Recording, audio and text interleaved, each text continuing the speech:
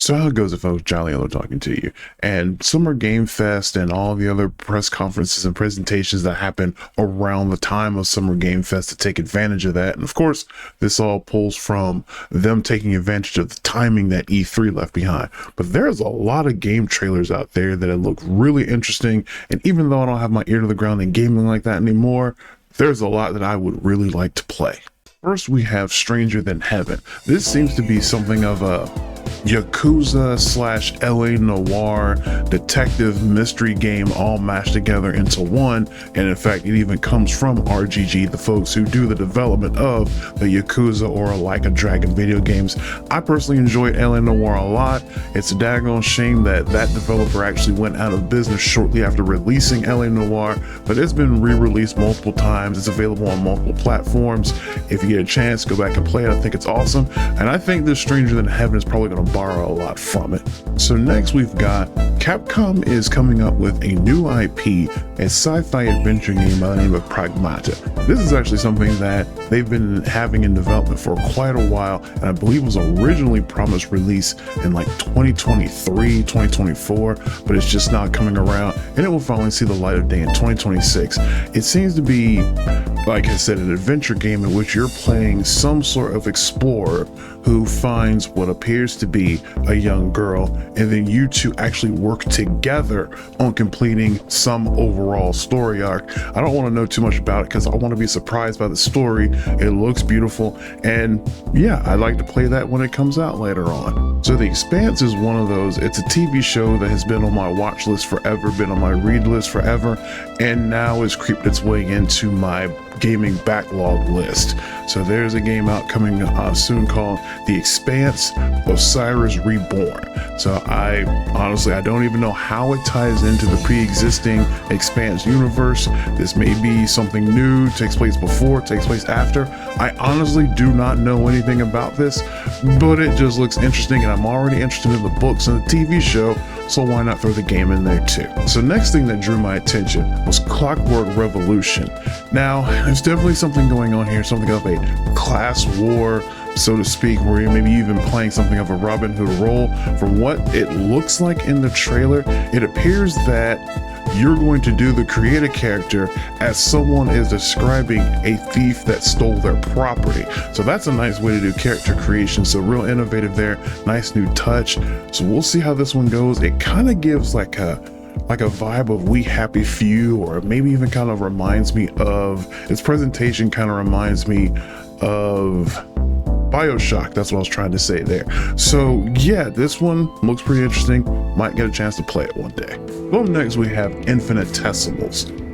This looks like you're going to be down in the world of insects and bugs while fighting off what appears to be either like some sort of robot army, robot alien army, or maybe some alien invasion of some sort.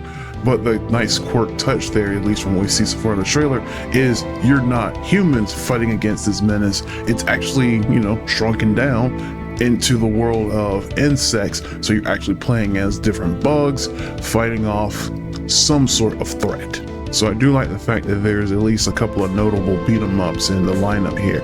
We've got Acts of Blood.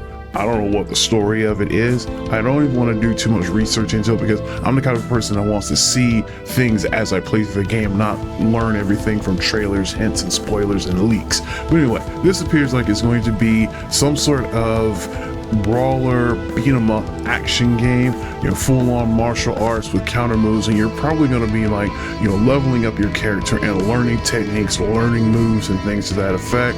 So this one looks like something will be nice to check out. Who knows, maybe it'll scratch the itch that Double Dragon left behind ages ago. If you've ever played an Annapurna game, then you know it's not just going to be a game, it's going to be an experience.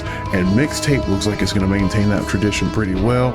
It seems that we're going to be dealing with teenagers in, I believe, maybe the 90s or so, and something of a coming-of-age adventure story that's going to span a couple of different locations, and you're just going to have how the characters interact together, and I'm assuming some wonderful but probably frightening way. I think it's going to be an interesting one to keep an eye out for. So maybe the success of Indiana Jones and the Great Circle kind of lit a fire under the people that own the IP of James Bond 007, because we're also getting a new James Bond video game called 007 First Light. And from the looks of it, we're actually dealing with a younger, brash, not quite as experienced, a little bit of cocky, arrogant, hot-headed, younger James Bond rather than the older, mature person we often see in the movies. So it's gonna be real interesting to see how they pull off this sort of action adventure with a modern James Bond touch. But next we've got Arc Raiders. From the little bit that's there, it looks like it may be some sort of action adventure, run gun, probably some elements of survival, because I noticed that in the trailer she's actually trying to collect food. So I'm not sure what type of game it's going to be. Maybe something to keep an eye on. Next up we have Killer It. I think this is going to be a really popular one for the streamers and the people, multiplayer aspects, and people just want to sit down and have a party adventure. A party atmosphere, something to that effect. So it seems that it's going to be a multiplayer shooter where you have wolves and then you have the lambs, or the sheep, I think they were called. And the objective is either the sheep root out and expose all of the wolves, or the wolves kill off all of the sheep, and it's going to be a back and forth like that. So I think there's a lot of streamers are going to be into it when it comes out, so I'm sure it'll be fun to watch for at least a little while. So it would seem that we're in an era of sci-fi horror. So not only is it going to be another game that I'll mention later on, but we're also having a game by the call of End of Abyss, which appears to be you're controlling one person, but you're part of a crew, or at least a team, and you're going deep into a space station to do who knows what. It looks like maybe you're trying to retrieve something, maybe investigate something, and of course you're not alone. So this might be one that I get to watch at some other point, because I'm too scared to play it for myself. We're returning to what appears to be medieval-like or medieval atmosphere of hack and slash action adventure. We've got Blood of the Dawnwalker, where it looks to be you're playing a character who was turned into a vampire against his will, but instead of becoming a regular vampire that feeds on the innocent, you actually decide you're going to fight back against the ones that turned you and actually fight to save humanity. That's about all I see right there so far, but I get the feeling this is going to get a lot of attention when it fully releases. So Aphelion is one that I just watched this one a short while ago and it very much caught my attention. From the same things, it looks like you're playing a woman who is on some sort of mission to find a previous mission or a previous crew that went missing in action or something like that. But at the very end of the trailer, it shows a person opening a door and then just something there with some very unhuman sounds going on. So I imagine there's going to be some sort of horror element to the game, as well as the standard adventure, survival, and everything like that. So yeah, Aphelion, I believe that's going to be one that's going to be interesting. So I'm not very much for sim games, but There Are No Ghosts at the Grand actually has my attention here. From what I could tell there in the trailer is you're playing a young man who comes into this small village and you are renovating the entire village, and you're picking up from where your father was once there to do a restoration of the village, who disappeared under mysterious circumstances. So it looks like you're going to have some sort of, I say sim, to where you are restoring the village, restoring a house, but you're also having to deal with paranormal activity at the same time. So I don't know, maybe the cozy crowd is going to take up on this one, or maybe there's a little too much action for the cozy crowd. Who knows? So in my personal opinion, I think Power World is more for the edgy kids that just wanted to dunk on Pokemon. But I saw the trailer for Aniimo, and I feel more of like the spirit of what you try to do with Pokemon. Coexist with them, go on adventures and have fun with them. Aniimo kind of feels that spirit to me a lot more than Power World. I know that's still working out its legal troubles with Nintendo. But from what I can see there, with Aniimo, the trainer or the person that you play as, they're not just capturing creatures and moving or traversing the landscape. They actually seem to merge or bond with them in order to do different things. So it may not be just, the creatures that you catch or work with. They're not just buddies or friends. They can actually like again, merge into you or merge with you in order to complete tasks. So I think that's going to take things to a whole new level and kind of add something that Pokemon has been missing over the years.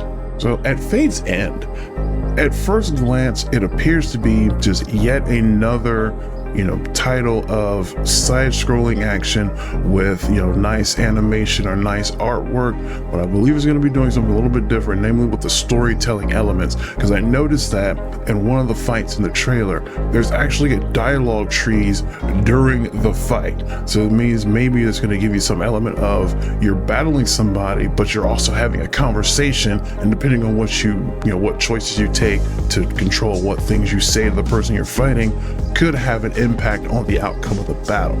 So just that storytelling element that seems to be a bit different, a bit unique there, I want to see how that plays out. So here's one that actually just caught me off guard and confused me a little bit. So Double Fine has their next project out called Keeper.